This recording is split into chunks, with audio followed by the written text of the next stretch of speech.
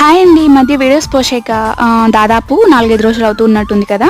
ఇంట్లో విన్నుకి viral fever attack అయింది. So ఎప్పుడైనా సరే ఫ్యామిలీకి అనేది మనం ఫస్ట్ ప్రియారిటీ ఇవ్వాలి కదా.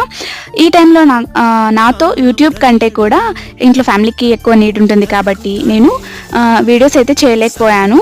సో ఇప్పుడైతే విన్నుకి కొంచెం సెట్ అయింది. సో ఇప్పుడు నేను రోస్మెరీ టీని ఎలా ప్రిపేర్ చేసుకోవాలో చూపిస్తున్నాను. సో రోస్మెరీని ఇలా వేసేసుకొని గ్లాస్లోకి బాయిల్ వాటర్ వేసుకొని మూత పెట్టేసి 5 to 10 minutes అలా వదిలేస్తే రోస్మెరీ టీ రెడీ అయిపోతుంది.